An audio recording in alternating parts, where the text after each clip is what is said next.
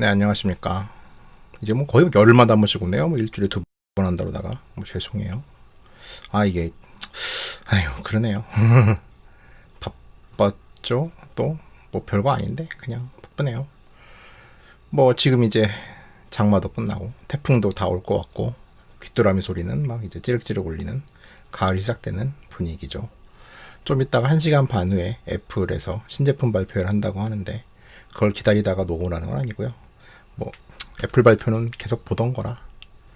자, 인도는 뭐 이번 주 한 최근 열흘 사이에도 수많은 일이 일어났습니다. 대표적으로는 뭐 코로나19로 이제 세계 2위가 됐죠. 브라질을 앞지르고.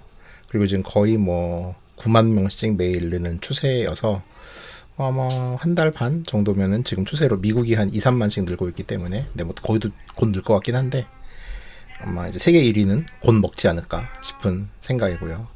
왜 제가 뭘 하면은 우리 고양이는 우는 걸까요? 네, 첫 번째 뉴스부터 시작하겠습니다. 코리의 9월 5일자. 인도, 태아 성간별 때문에 태어나지 못한 여아가 680만 명에 달해 여자라는 사실 때문에 목숨을 빼앗기는. 자, 일본의 쿠리에라고 하는 매체인데 저도 처음 보는 매체였는데 야후재팬에서 소개를 해가지고 이 기사를 봤는데 인도에서 이제 성간별로 이제 그 태어나지 않은 소녀라고 흔히 이제 표현을 했지만 낙태된 여아가 680만 명에 달한다. 여자라는 것만으로 목숨을 빼앗기는 상황이다. 라는 기사가 있었습니다. 근데 이 기사는 영국 가디언에서 나온 기사를 또 인용을 하고 있어요. 그래가지고 가디언을 가가지고 원문 기사를 찾으려고 했는데 원문 기사가 안 찾아지더라고요. 가디언을 하도 공짜로 봤더니 가디언이 이제 그 새 창을 열어요. 알레트를 열어가지고서 야 이렇게 좀 많이 봤는데 좀 양심상 좀 결제해야 되지 않겠니? 뭐 이런 상황이에요. 그래가지고 결제를 해야 되는데 돈은 없고 뭐 하여간 그래서 가디언을 인용하는 기사인데 가디언에 따르면은 인도는 이미 그 신생아 기준으로 남자 아이를 100으로 봤을 때 여자 아이는 90에서 93명 정도로 이제 남아 출산율 편중이 무척 심하다고 합니다. 이건 뭐 많이 아는 얘기죠.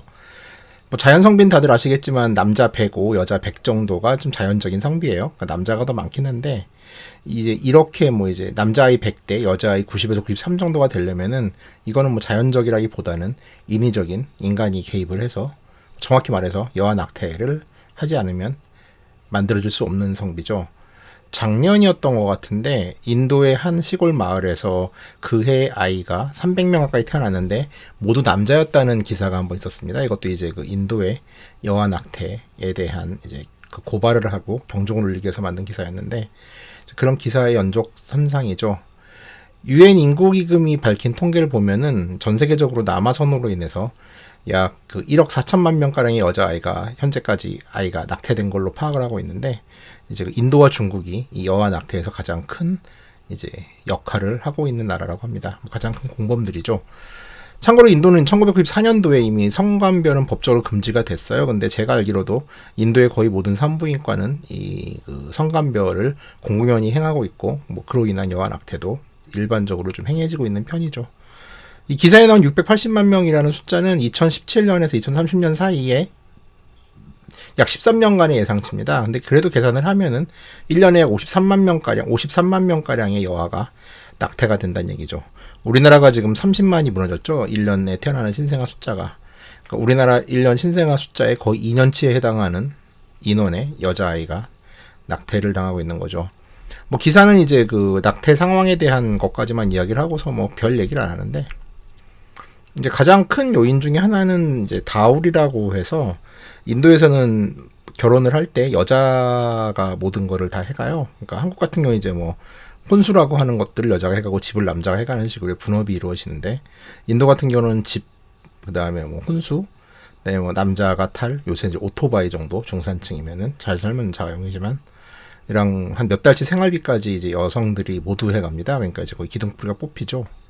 그래가지고 뭐 만우법전 같은 데서는 뭐 심지어 이제 여자아이는 뭐 아기다라는 식으로 표현할 정도로 일단은 경제적인 요인들이 크고요. 그다음에 종교적으로도 인도에서는 이제 장례를 치를 때 이제 큰 아들이 불을 붙여서 이제 그 부모의 시신에 불을 붙여줘야 이제 좋은 곳에 간다는 믿음 같은 것들이 있어요.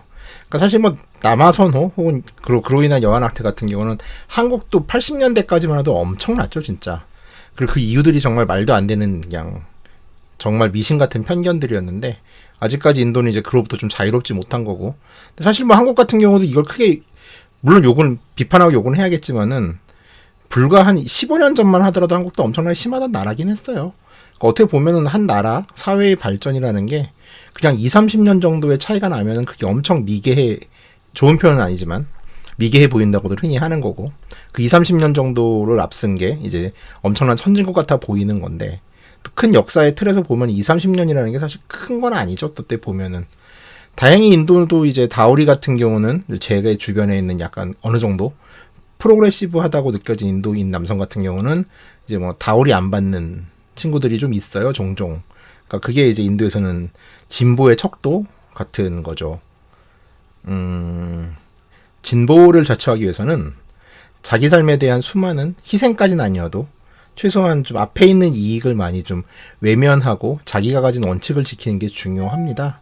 그러니까 사실 다우리 문제 같은 경우도 인도에서는 뭐 남성 입장에서는 어찌됐건 한몫을 잡을 수 있는 건데 결혼으로 그거를 하지 않는다라는 것들, 그걸 다우리를 기피한다는 거는 뭐 개인으로서는 뭐 그 사회의 통념상으로선 금전적 손실이죠. 근데 그거를 실천하기 때문에 진보가 가치 있는 거겠죠. 뭐 한국도 많이 안 그러죠. 요즘만 봐도요. 뭐 그런 이유 때문에 하여간 낙태가 있고 아마 이거는 뭐 개선은 될 거라고 생각을 하는데 일단 지금 현실의 상황이 너무 끔찍하네요. 자, 다음 기사 보겠습니다. 아시아경제 8월 27일자. 모녀가 한 남자를 동시에 인도서 터진 역대급 치정 사건. 다음 기사는 좀 웃겨요. 아시아경제 기사인데 모녀가 한 남자를 동시에 인도서 터진 역대급 시정 사건인데 사실 이런 뉴스는 잘 안 다루는 편인데 인도에서 벌어진 일치구도 인도는 뭐 인구가 14억이다 보니까 정말 별의별 사람이 있고 별의별 일이 다 벌어지는데 근데 이 기사는 자꾸 놓칠 수 없는 한 컷 뭐 마음 옳기란 눈빛 뭐 이런 데 사진이 가네요.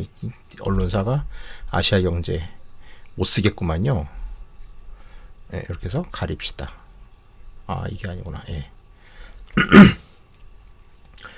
자, 이게 그 인도 언론에서 8월 23일 날 타임스 오브 인디아 같은 데서 이제 나왔다고 하는데 인도 북부 유피주, 우타프라데시주에 있는 19세 여성 A씨가 이제 자신의 집에서 숨진 채로 발견이 돼요.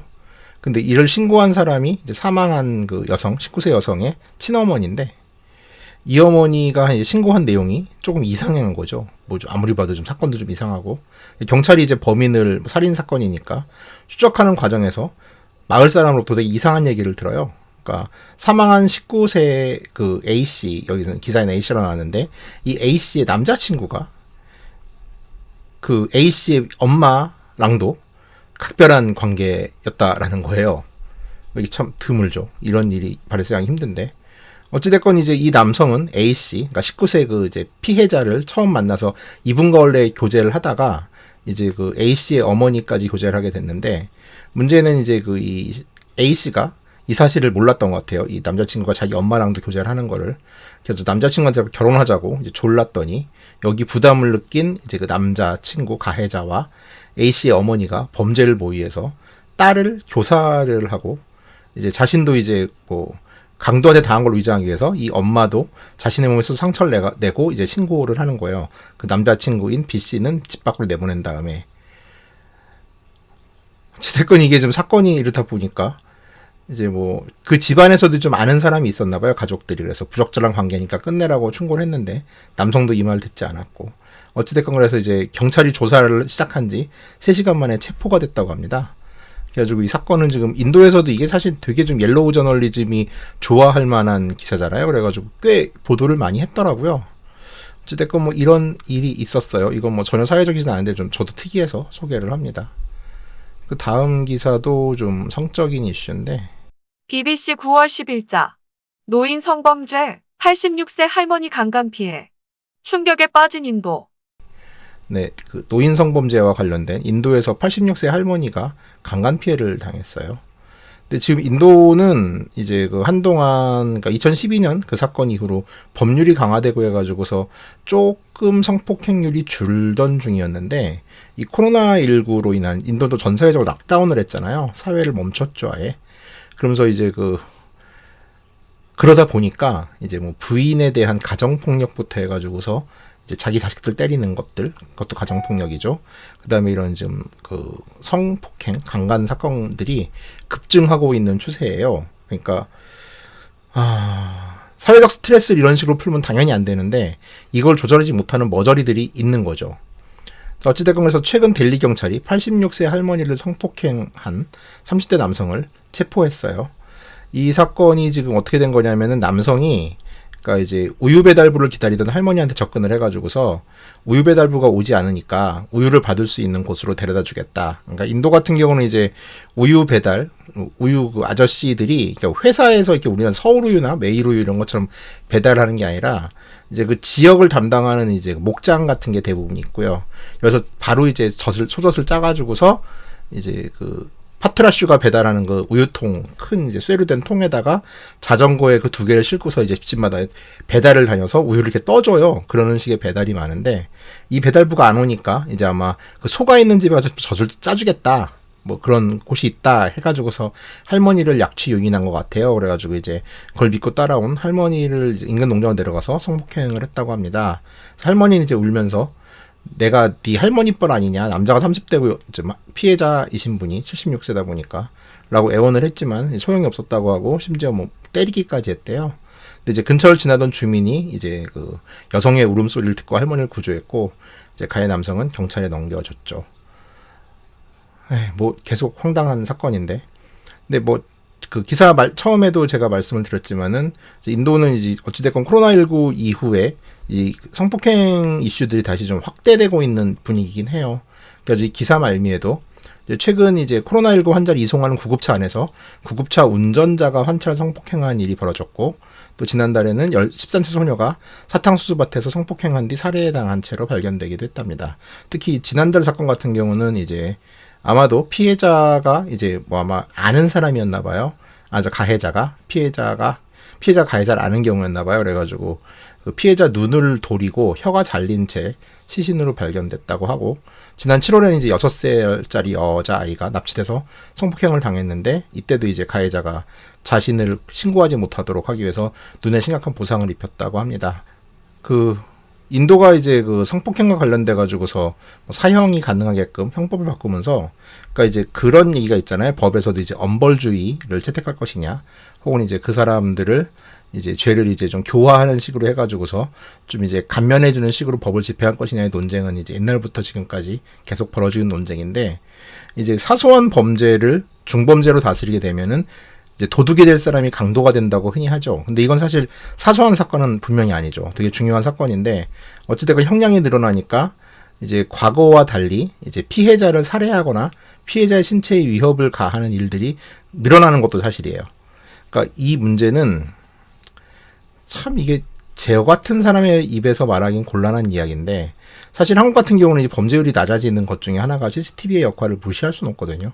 그러니까 CCTV가 처음 생길 때만 하더라도 이제 뭐 운동권이나 좌파 블록에서는 이제 개인의 기본권이나 자유 문제를 가지고서 저도 꽤 반대한 입장이었는데, 요즘 같은 경우는 이거를 반대한다라고 말을 꺼낼 수 없을 정도로 의존도가 높고 이게 실질적으로 범죄율을 낮추는 데 기여하는 건 보이다 보니까 참 어렵고 조심스러운 문제긴 합니다만, 인도 같은 경우는 이제 어느 정도 도시에서 이 CCTV가 이런 범죄를 줄이는 데 기여를 할 수 있지 않을까라는 생각이 들긴 하네요. 그렇습니다. BBC 8월 27일자. 인도 코로나 바이러스. 멀리 떨어진 그레이터 안다마네스 부족을 공격. 자, 다음 뉴스는 이게 좀 꽤 된 뉴스인데, 그 인도는 이제 그 뭐 땅이 꽤 크지만 인도의 동쪽 끝으로 가면은 거의 태국 근처에 안다만이라는 제도가 있어요. 여기는 뭐 캘커타나 위샤카파트남이라는 도시, 두 도시에서 배가 다니는데 3박 4일을 가야 돼요. 거기까지 가는데. 근데 지도상으로 보시면 아시겠지만 여기는 그냥 태국이랑 더 가까워요. 그러니까 태국의 푸켓이나 피피섬이랑 더 가깝고 인도랑 더 먼데, 이게 2차 대전 중에 이제 영국이 지배를 했던 지역이라 어떻게 이제 인도가 돼버린 지역이에요. 그러니까 인종적으로도 뭐 인도 사람, 우리가 보긴 인도 사람이라고 보이는데 인종적으로는 인도 사람하고 조금 다르신 분들이 사시는 지역이거든요. 근데 그 안다만이라는 섬은 좀 큰 섬이고, 참고로 안다만이 이제 그 한국의 정신대 할머니가 일본군에게 끌려간 서쪽 끝이기도 합니다. 그러니까 이제 그래서 거기 위령비가 있어요. 뭐 거기 놀러 가시는 분들은 안 가는 데인데 자, 안다만에서 조금 더 내려가면 니코바 제도라는 데가 있는데 여기는 아예 보호구역이에요. 그러니까 이제 정말 소수민족들이 살고 있고 이 지역에 이제 그레이트 안다마니스라는 트라이브드 소수민족이 있어요. 근데 이 소수민족은 19세기 때만 해도 몇천 명 정도 됐는데 이제 이렇게 좀 고립된 소수민족들은 그 외지인들이 가지고 오는 뭐 감기 바이러스나 결핵, 천연두 같은 거에 좀 취약하잖아요. 남미의 인디오들도 그래서 멸족을 했고 그러니까 마찬가지로 이제 여기도 그런 병으로 외부인이 가져온 병으로 인해 가지고 한 7천 명에서 2만 명까지 보던 사람들이 지금 다 죽어서 이제 거의 50명 정도밖에 없는 정말 소수민족이고 외부의 위협에서 취약한 사람들인데 이 안다만의 그레이터 안다마니스 족이 이제 니코바 제도에서 조금 이제 뭐 식량이나 뭐 물건을 사기 위해서 이제 그나마 대도시인 이제 안다만 제도까지 올라갔나 봐요. 근데 여기서 6명이 코로나 양성 판정을 받았어요. 근데 이분들은 이제 원체 취약하다 보니까 이제 정말로 이분들이 죽고 이분들로 인해서 감염이 돼서 50명밖에 안 남았으니까 지금 이 인종이 아예 지금 멸종을 할 수도 있는 거죠. 참고로 이제 안다만 같은 경우는 내내 이제 좀 고립된 지역이다 보니까 코로나가 없다가 6월, 7월부터 갑자기 급증을 하고 있는 추세거든요. 그래가지고 이제 기사가 써진 이제 8월 27일 기준으로는 이제 지금 안다만 제도에 2,985명의 코로나19 케이스와 41명의 사망자라고 오는데 문제는 이제 이 안다마니스 족이 이제 감염이 됐다라는 거죠. 그것도 6명이나. 이것도 좀 후속 보도를 제가 기다리고 있는데 일단은 인도 언론에서는 되게 좀 비관적으로 쓰고 있는 편이에요. 어쨌건 예, 코로나로 인해서 참 별일이 다 있죠. 그러니까 되게 좀 이 기사는 되게 안타깝더라고요. 그러니까 어찌됐건 이제 우리가 잘 알려진 우린 잘 모르지만 인류의 한 종이 멸종을 당할지도 모르는 상황이니까요. 생각하죠. 뉴욕 타임즈 9월 5일자. 코로나 바이러스가 인도의 꿈을 깨버리다. 자, 다음 기사입니다. 뉴욕타임즈 기사인데 이 기사는 되게 좀 보는 동안에도 끔찍했어요. 지금 사진도 되게 편집을 엄청나게 좀 멋있게 했는데 여기는 수라트라고 하는 지역이에요. 그러니까 인도의 뭄바이에서 북쪽으로 가면 구자라트라는 주가 있는데 이 구자라트 주의 이제 해변 해안 도시고 과거로부터 면직물을 무역항으로 되게 날리던 곳이에요. 그러니까 뭄바이 항이 개발되기 전까지는 전통적으로 수라트 항이 인도에서 가장 큰 항구였어요.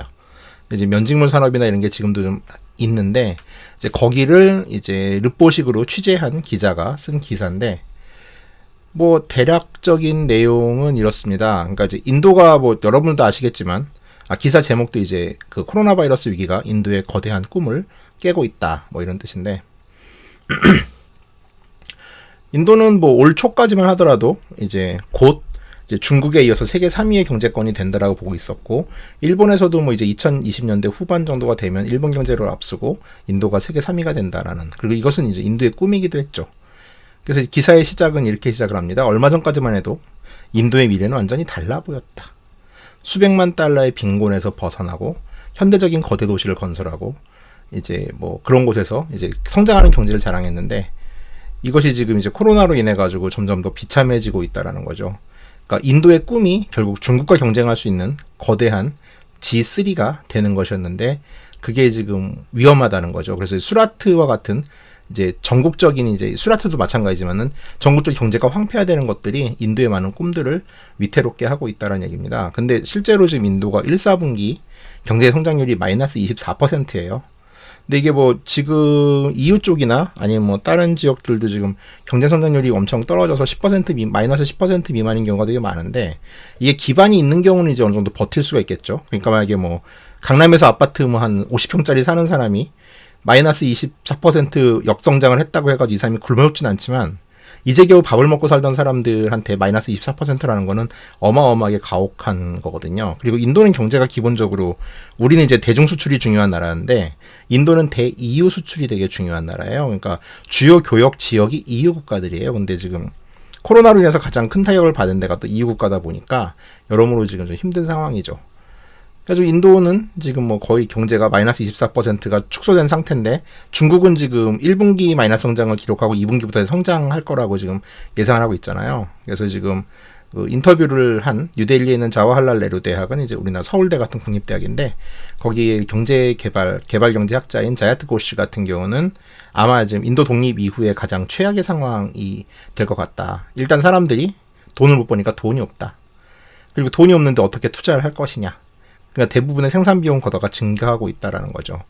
일단 이 자야티 고시 같은 경우는 지금 어떻게 보고 있냐면은 모디 정부가 너무 빨리, 그러니까 좀 구체적으로 디테일한 대안이 없는 상태에서 락다운을 걸었고, 이 락다운을 걸므로 인해 가지고 뭐 지난번에 시사인에서 썼지만은 그 인도 전국에 있는 이주노동자들이 갈 데가 없는 상황이 되면서 이제 그 사람들이 고립이 됐고 이 사람들이 탈출을 시작했죠.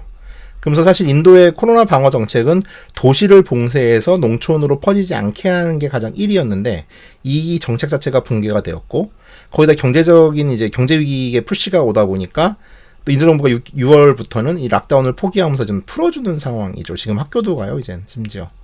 그러면서 지금 이제 코로나가 어느 정도 6월까지는 방어가 되던 중에서 지금 급하게 지금 막 전국적으로 확산되고 심지어 이제 통계에 안 잡힐 것 같은 농촌 지역까지 확산되고 있는 중인데 이분은 지금 일단 모디 정부의 실책이다라고 보고 있어요.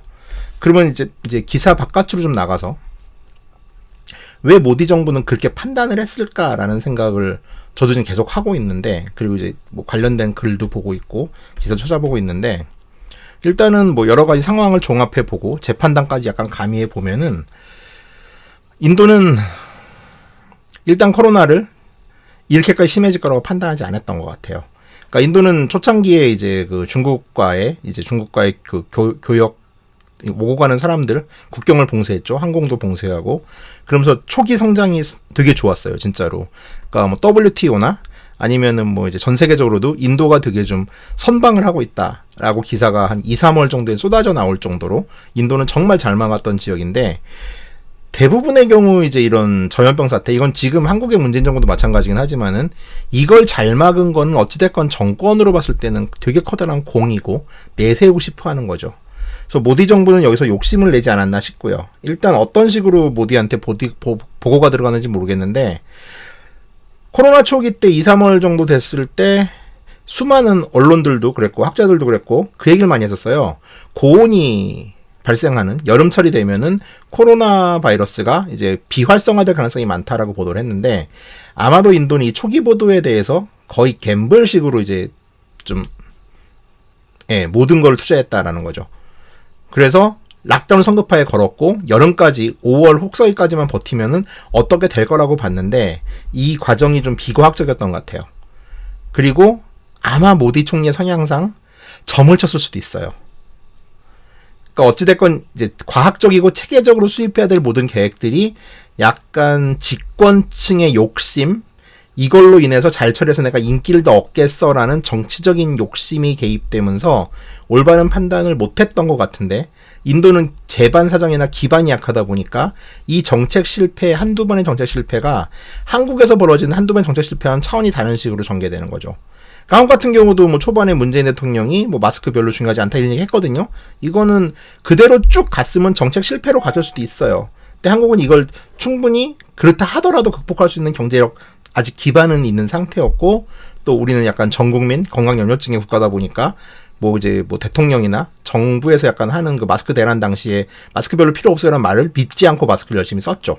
그 나중에 이게 과학적으로 증명이 됐고.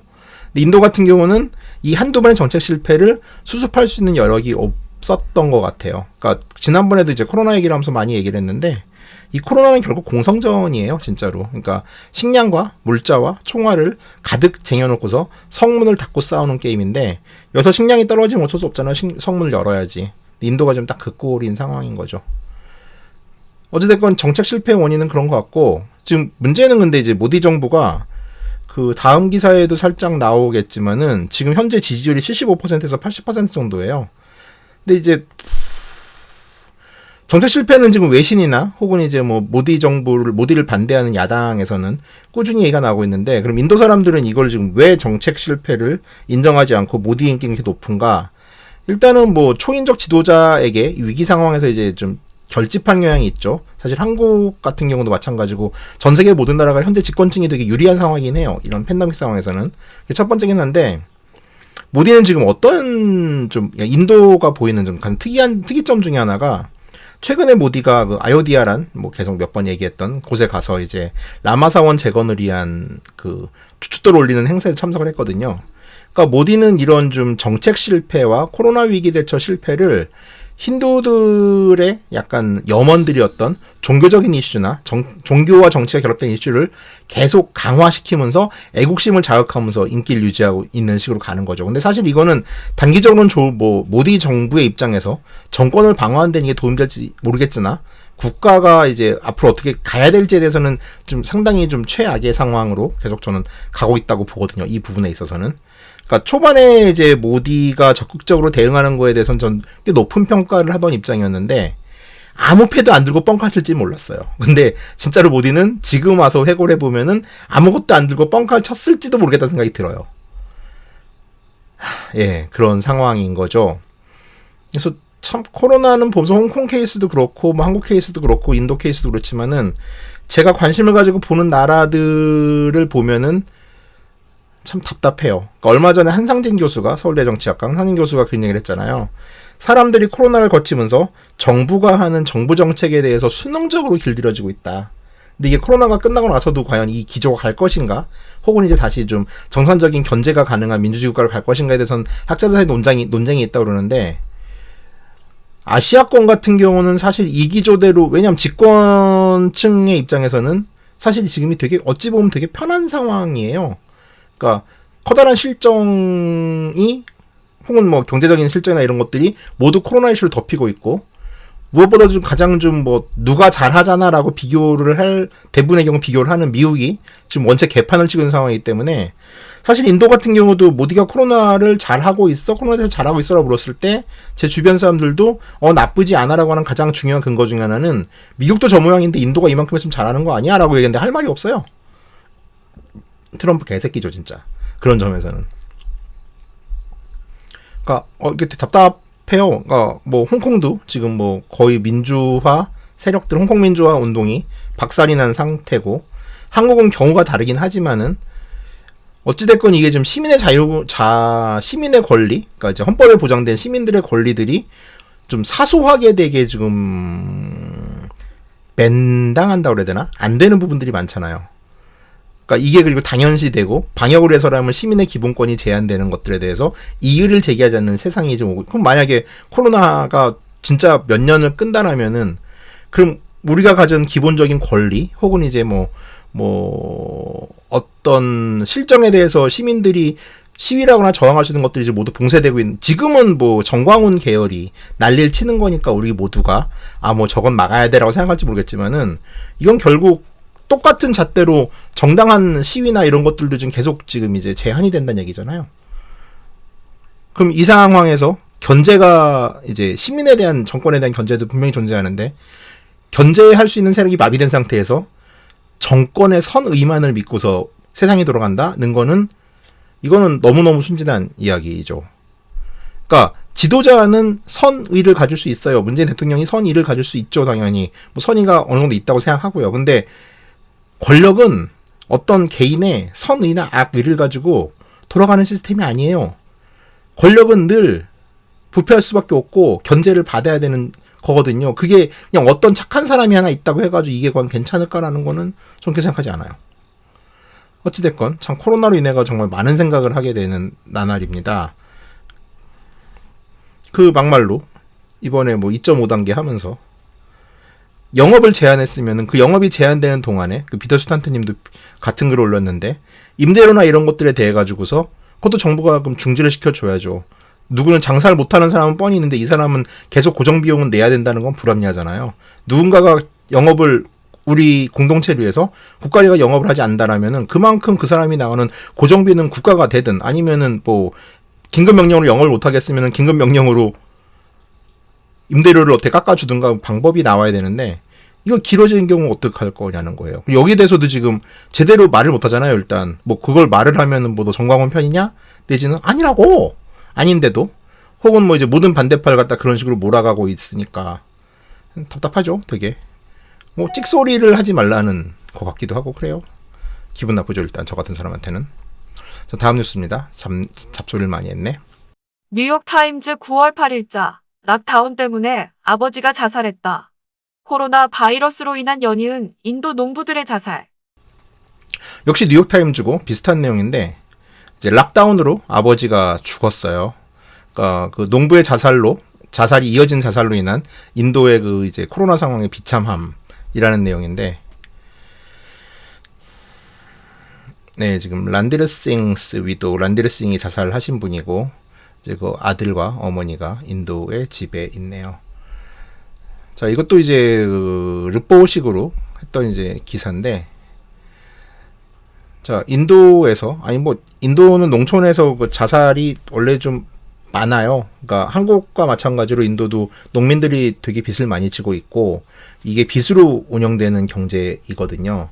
근데 문제는 이제 어떻게 버티던 사람들이 지금 이제 역시 이제 락다운에 대한 비판인데, 모디의 성급한 락다운 혹은 이제 좀 더 디테일하게 계획되지 않은 락다운에 대한 비판인데, 이제 그 락다운을 인해서 세계에서 가장 엄격한 봉쇄 조치를 취하고 이제 이 집안, 이 싱씨의 생계는 무너졌다고 그래요.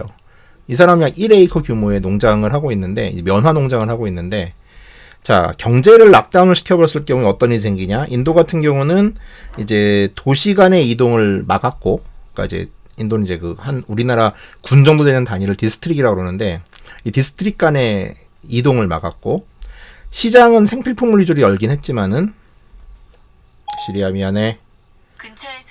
미안해. 열긴 했지만 이게 뭐 하루에 한 2시간 정도씩 해가지고 생필품만 공급할 수 있게 해놨어요. 근데 지금 이 집 같은 경우, 지금 사례로 나오는 집 같은 경우는 면화 농사를 짓는 집이죠. 자, 농사를 지으려면은 일단 대규모의 인력이 필요합니다. 인도는 기계농업을 하는 지역이 아니기 때문에. 그럼 이 기계농업이 아니기 때문에 인력이 필요한데, 이 인력이 대부분 이주노동자들이에요. 근데 이제 락다운 초기에 이 대책을 안 세우면서 이주노동자들이 대부분 이제 고향으로 탈출을 하는 상황이었죠. 그리고 이제 여기서 이 싱의 집안 같은 경우도 분명히 그랬을 거예요. 왜냐하면은 면화를 재배해가지고 생산해서 재배를 한다 하더라도 이거를 팔 수 있는 루트가 막힌 상태예요. 그럼 농사를 지을 수가 없죠. 대부분 이제 밭을 갈아 없는 거죠. 그러니까 한국 같은 경우는 이제 농업이 옛날과 달리 중요하지 않은 산업이어가지고 이 부분을 이해하지 못할 수도 있는데, 그러니까 쌀 농사를 짓는다고 쳐보자고요. 일단 락다운이 된 상태에서. 그럼 이제 모내기도 해야 되고, 모내기에 수많은 인력이 필요해요. 한국 같은 경우는 기계를 쓰지만은 인도는 이걸 다 농업 노동자들이 관여를 하는데, 어느 순간 락다운을 해가지고서 이제 모내기를 할 수 있는 사람이 없는 거죠. 노동자들이 없으니까. 그럼 이 가족들이 이 땅에서 전체 쌀 농사를 지을 수는 없기 때문에 결국은 이제 땅이 놀게 되는 거고, 근데 문제는 이 사람은 올 초에 분명히 씨앗을 빚을 내서 샀어요. 대부분의 농민들은 그런 식으로 많이 해요, 인도는. 그럼 이 빚을 내서 산 씨앗은 썩겠죠, 쓰지 못하거나. 그럼 여기에 대해서 대출 이자가 돌아올 거 아니에요. 근데 농업은 못했어요. 그래서 설사 이제 가족들이 어떻게 해가지고 조그만 농업을 해서 이제 경영을 해서 재배를 했다 하더라도 이거를 팔 수 있는 길이 없는 거예요. 락다운 때문에. 이동도 할 수 없고, 뭐 그러니까 물론 쌀이야 이제 생필품이니까 팔 수 있었겠지만은 여기서 나온 케이스는 목화잖아요. 목화 같은 건 생필품에 들어가지 않았거든요. 그러니까 이제 이런 것들이 연쇄작용을 하면서 모든 사람들이 부도가 나는 거고 빚더미에 앉게 되는 거죠. 그리고 이게 이로 인해서 결국 이 마을에서는 아주 많은 매달 자살 사건이 발생하고 있어요. 그래서 이제 그 인터뷰에 응한 이 집의 아드님 같은 경우는 우린 눈물이 남아있지 않다. 우린 수많은 자살로 인해서 우리의 마음은 이제 돌덩이처럼 굳어졌다라고 얘기를 하는데, 이 와중에 지금 인도 정부는 전염병 한가운데 유가를 인상했어요. 그러니까 이제 그 농업에서는 뭐 여기도 농기구가 아주 기본적인 농기구는 있었겠죠. 대부분 이제 기름에 의존하는 경우가 되게 많습니다. 한국 같은 비닐하우스 같은 경우는 불도 떼야 되고 뭐 이러다 보니까, 그러니까 생산 비용이 계속 느는 상태에서 농업은 할 수 없는, 그리고 빚이 자꾸 늘어나는 상황이 된 거예요. 그래서 이제 모디는 더 나은 날을 우리 인도인에게 약속했지만은 지금까지 최악의 날만 가져왔다라고 이제 싱은 말했다고 합니다. 그리고 모디 정권 밑에서 비료와 살충제 가격도 엄청나게 이제 인상이 되었다고 해요. 그래가지고 락다운을 인해 가지고 한 3개월 동안 아주 절망적인 상황이 되었고, 결국 이게 지금 자살률을 높이고 있는, 그러니까 이분의 싱 씨의 아버지 같은 경우도 자살을 했었고요. 그래서 농작물을 이제 설사 그리고 재배를 한다 하더라도 이제 팔 수 있는 길이 없어지다 보니까 농장에 불을 지르거나 아니면 이제 자기가 재배한 농산물들을 이제 과일이나 채소를 도로에 버리거나 이제 밭에 뿌리고 뭐 이런 식으로 그런 일이 있었다고 해요. 그래가지고 이제 이분의 아버지 같은 경우는 이제 고작 100달러 정도, 한 6천 루피 정도를 빌리려고 했는데 그걸 빌리지 못해서 이제 6월에 목을 매서 돌아가셨다고 합니다. 6천 루피예요. 겨우 100불이요. 100불 12만 원. 그리고 이제 그 아들은 대학을 다니고 있었는데 이제 가족이 뭐 난리가 나니까 학비라도 아껴야 되니까 학교를 중퇴했고요. 그래가지고 이제 우리는 이제 또 누군가 다른 사람에게 돈을 구걸해야 되는데 이제 대출 받을 길도 없다라는 이제 절망적인 상황을 이제 이야기하고 있어요. 참고로 이제 뉴델리에 있는 농무부, 인도 정부죠. 대변인은 이제 농민의 자살에 대해서 이제 뉴욕타임즈에서 질문을 하니까 여기서는 대답을 거부했다고 합니다. 그리고 펀자브 총리실, 이 사람들이 펀잡주에 사는 사람들인데 펀잡 총리실은 이제 지금 얼마나 바이러스가 위험한, 코로나 바이러스가 위험한 상황인데 일단 뭐 하냐라고 하면서 다시 논평을 거부했다고 해요. 그러니까 정부는 지금 뭐 체계적이지 않은 락다운, 그리고 이제 그로 인한 사실 그쵸, 이렇게까지 지금 상황이 악화될 거라고는 누구도 예상을 못했을 거예요. 근데 어찌됐건 상황은 지금 뭐 거의 뭐 장난 아닌 상황이 되고 있고 국가는 책임지지 않고 이 모든 책임을 지금 개인이 고스란히 떠넘기고 있죠. 역시나 지금 한국은 버틸 여력이 있으니까 이게 지금 여기까지 안 가는 거지. 인도도 코로나 무서운 줄을 모르겠습니까? 근데 경제가 마이너스 24% 성장을 하니까 이건 굶어 죽는 사람이 병으로 죽는 사람보다도 많아질 것 같으니까 지금 울며 겨자 먹기로 지금 봉쇄를 풀고 이러는 거잖아요. 아 진짜 한 번도 겪어보지 못한 상황이죠. 이 상황 자체가. 다음도 좋은 뉴스는 아니네요. 뉴시스 8월 30일자. 카슈미르 인도군 무슬림 종교 행렬에 총격 수십 명 중상. 카슈미르의 인도군이 이제 무슬림이 이제 종교 축제 무하람이라는 걸 하는 축제 행렬에다가 총격을 해서 수십 명이 중상을 입었다고 합니다. 자, 이 이유도 코로나 방역 수칙을 어겼다는 게 이유예요. 뭐 카슈미르나 스리나가르 지역 같은 경우는 지금 뭐 이슬람 인구가 많은 지역이고 좀 파키스탄과 국경 분쟁 중인 곳이죠. 작년 8월에 이제 그 잠무 카슈미르 지역에 있는 경제적인 특권이나 행정적인 특권이 있었는데 이걸 갖다가 다 없애버렸어요. 그래가지고 지금 이제 카슈미르로 인도 사람, 힌두교를 믿는 사람들이 이주도 할 수 있게끔, 그전에는 안 됐거든요. 해가지고 이제 좀 약간 티베트처럼 좀 다루고 있는 지역이 돼버렸는데, 이제 여기서도 이제 종교 행사가 이제 있었는데, 이슬람, 뭐 인도는 종교의 나라니까 뭐 힌두도 있고 뭐 각종 축제들이 있죠. 근데 이 시아파 무슬림 신도들이 한 이 무할람 축제를 가지고 인도군이 고무탄과 추륙탄을 발사해서 수십 명이 부상을 했다고 합니다. 참고로 이 무하람은 이게 되게 좀 시아파들이 이제 자신들의 이제 시아파 순위파 얘기를 좀 해야 되는데, 여기가 지금 누구를 이제 막 그 모하메드 이후에 누구를 이제 자신들의 종교적 지도자로 받아들이냐 따라가지고 이제 파가 갈린 거거든요.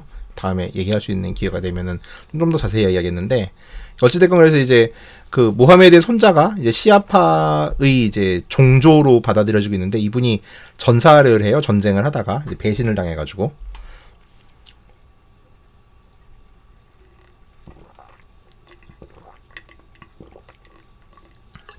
물을 먹었습니다.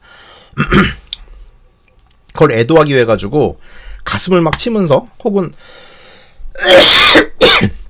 쇠스랑 같은 걸로 이제 가슴을 치면서 피투성이가 돼가지고서 한 약간 고행 축제예요. 근데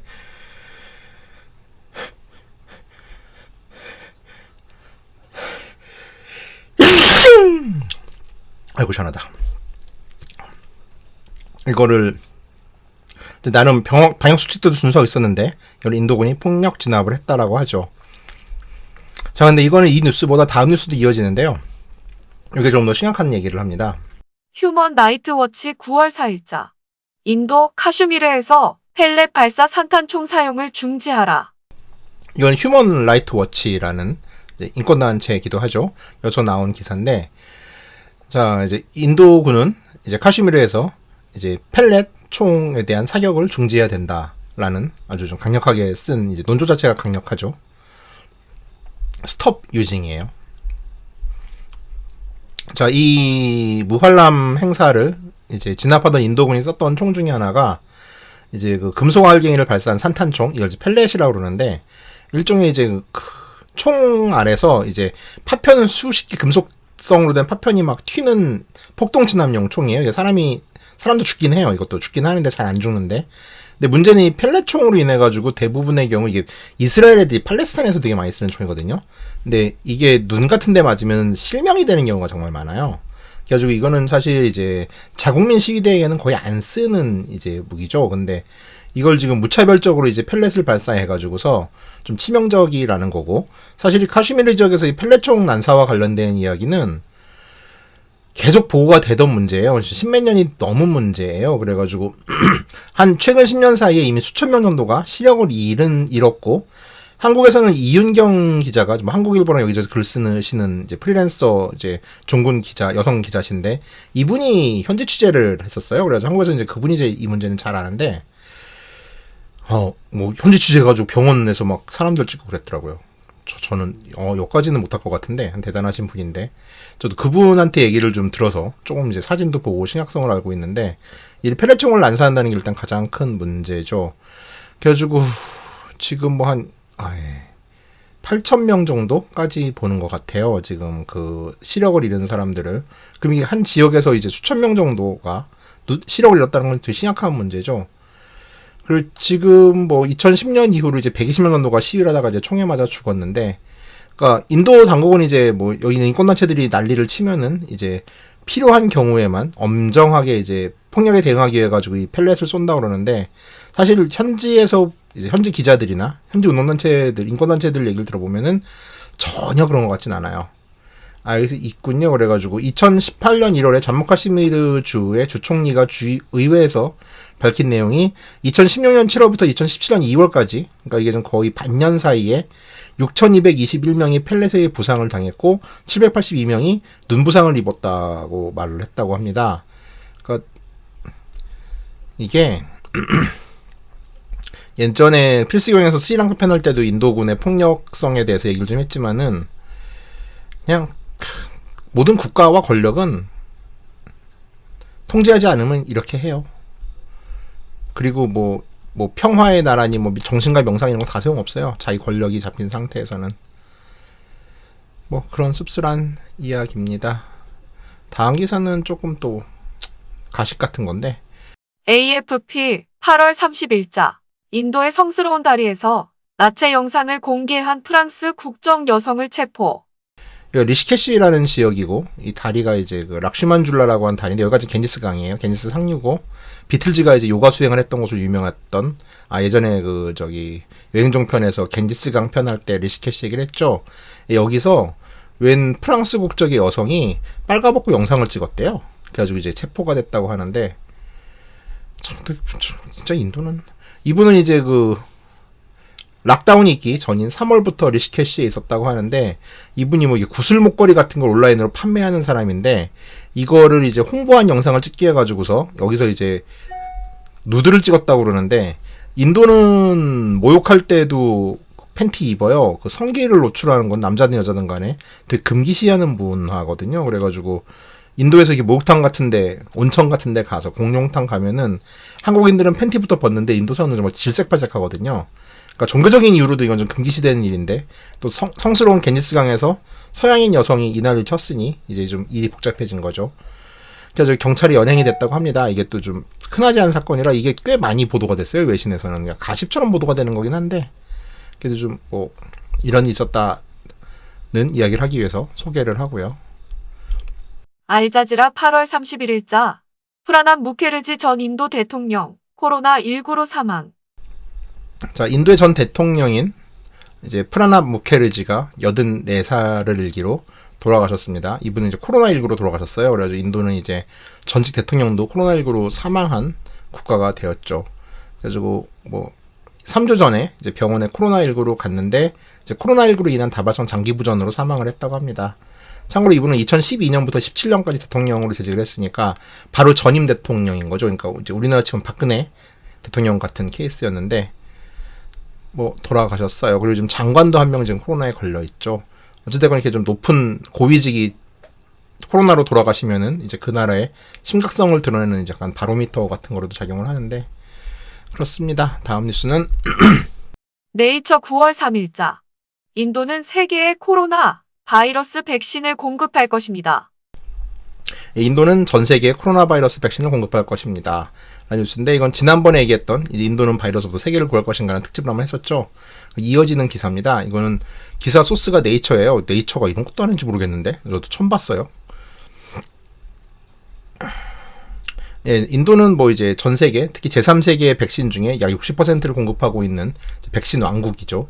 그러다 보니까 이제 수많은 인도의 이제 백신 제조 공장들이 이제 해외에 라이센스를 받아가지고 이제 백신 제조를 하고 있어요. 지난번에도 얘기했던 세럼 같은 경우는 지금 아스트로제네카랑 옥스포드에서 만든 백신을 지금 생산하고 있는 중이고, 지금 아스트로제네카랑 그 옥스포드 백신은 지금 10억 개를 제조하기로 지금 계약을 했다고 합니다. 그래서 현재 지금 생산 중이라고 지난번에 한 달 됐네요. 이제 한 달 전에 말씀을 드렸죠. 지금 현재 이거는 삼상 중이긴 한데 급하니까 일단 생산을 하는 거예요. 큰 투자죠. 거의 지금 미화로 2억 달러를 투자한 거예요. 지금 이 아스트로제네카 옥스포드 백신 생산을 위해 가지고 현재 지금 이제 테스트류에서 생산한 거는 약 200만 개를 생산했다고 합니다. 그리고 지금 다른 백신을 생산하는 곳들도 몇 군데가 있는데 이제 하이데라바드 쪽에서도 지금 모데나 쪽 백신을 생산하고 있고 지금 3가지 백신이 지금 인도에 나오고 있는데 인도는 지금 백신 생산량이 많고 이 수많은 뭐 지금 아스트로제네카 같은 거 10억 개를 인도에서 찍어내는데 그럼 이제 반은 해외로 수출하고 반은 인도에서 쓰기로 했는데 그럼에도 불구하고 이 예방 접종을 하는데 몇 년이 걸릴 거라고 그러네요. 그러니까 이제 인도는 일단 너무 큰 나라기도 하고 사람도 많다 보니까 그리고 이 백신을 대다수에게 접종한다는 게 결코 쉬운 프로젝트가 아니라 그래요. 그래서 세계에서 가장 큰 백신 접종 프로그램이 미국에서 2017년에 벌어진 이제 4억 5천만 명의 어린이들에게 홍역과 풍진 백신을 이제 접종하는 캠페인이었는데 이게 3년이 걸렸다고요. 그러니까 지금 얼마 전에 끝난 거죠.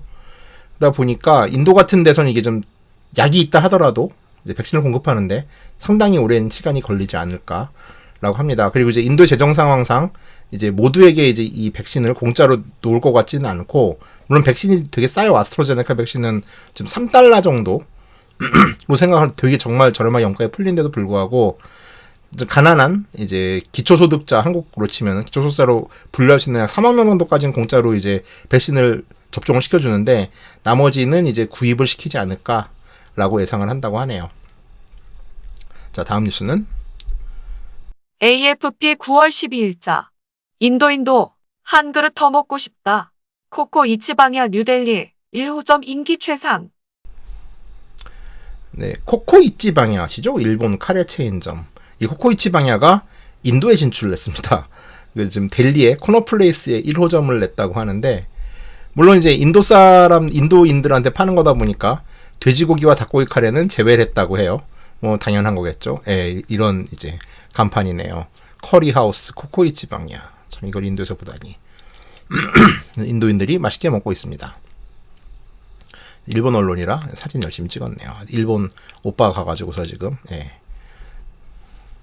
사 먹고 있고, 네, 뭐 냅킨이랑 뭐 이제 포장팩이네요. 그 이제 배달을 위한 이렇게 위생적인 환경에서 만들어지고 있고요.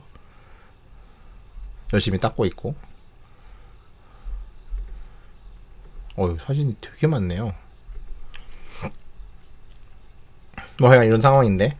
이제 그 인도인 이제 푸드 칼럼니스트가 인터뷰를 했는데 어찌됐건 이제 매우 좀 흥미로웠고 그다음에 이제 뭐 인도인에게도 입에 맞고 이제 친숙한 맛이다 뭐 이제 좀 마음에 든다라는 식으로 얘기를 했나봐요. 그래가지고 뭐 이제 좀 또 일본 같은 경우는 뭐 다들 아시겠지만 이제 일본인들은 전 세계 모든 사람들이 일본인을 사랑한다고 믿는 경향이 좀 강하죠. 그래가지고 뭐 좀 국위선양이다 이런 식으로 얘기를 하고 있는데 어찌됐건 이 뉴델리에 오픈한 이 집은 지금 뭐 이제 인도인들에게도 인도 카레와 일본 카레의 차이를 즐길 수 있는 것이 됐고, 뭐 이제 한 고객은 아마 이제 언론인이 좀 갔으니까, 이제 막, 맛있어요라고 인터뷰를 한 거긴 할 텐데, 이제 너무 맛있어가지고서 자주 먹을 것 같은 맛이다. 더욱더 먹고 싶어진다. 뭐 이렇게 얘기를 했다고 합니다. 뭐 여행자 입장에서는 코코이치방야의 가치는 아마 자포니카 쌀을 염가해 먹을 수 있다는 점일 것 같아요.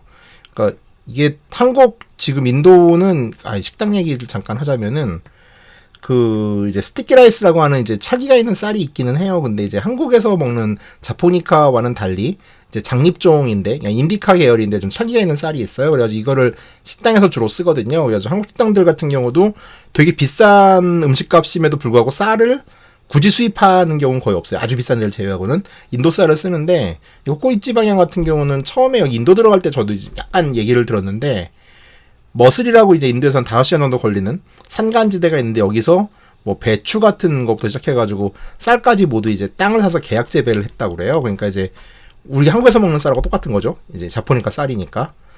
그러니까 이제 한국 식당에서 뭐 이제 뭐 몇만 원 주고 먹어도 이제 먹을 수 없는 한국 쌀을 이 호코이치 방향 가면은 먹을 수 있는 거예요. 한국식 쌀, 일본 쌀이긴 하지만은. 그래서 아마 여행자들 기준에서는 좀 순백에 반지르르 기름이 흐르는 맛있는 밥을 먹고 싶은 사람들이 갈 것 같고 그런 점에서 경쟁력은 상당히 있을 것 같아요. 가격은 봤는데 저렴한 편이거든요. 뭐 200루피, 300루피 안에서 결정이 되더라고요. 대부분의 경우. 이러면은 예, 그냥 그 배낭여행자들 가는 한국 식당 가격보다 싸요. 근데 좋은 쌀을 먹을 수 있다라는 거죠. 그럼 경쟁력이 상당히 있을 것 같아요. 그래서 여행하는 사람들한테 좀 도움이 될 것 같고 저도 사실 그 인도 시장에서 이 일본 카레가 어떤 반응을 보일지가 일단 너무 궁금합니다. 그래가지고 이제 소개를 했어요. 뉴스가 자주 안 하는 이유 중에 하나가 바쁜 것도 있는데 홍콩도 그렇고 인도도 그렇고 사실 좋은 뉴스들도 크게 없어요. 그러다 보니까 이게 정서적으로 너무 힘든 거예요. 그래서 오늘도 좀 그냥 빨리빨리 읽는 편으로 지나가는 게 일단 좀 힘들어요. 약간 정서적으로. 그것도 좀 있고 랜선 투어나 할까 싶기도 하고 그래서 잘 보는 것 같지도 않고 자 이럴 때는 이제 뭐 이제 잘 들었어요 같은 댓글을 올려주면은 그래도 약간의 힘이 나긴 하겠죠. 근데 제가 너무 이제 말투가 좀 오늘 시니컬하게 한 것 같아가지고 저도 좀 찔리네요. 어찌됐건 들어줘서 감사합니다. 너무 썰렁하게 끝내나? 안녕. 빵.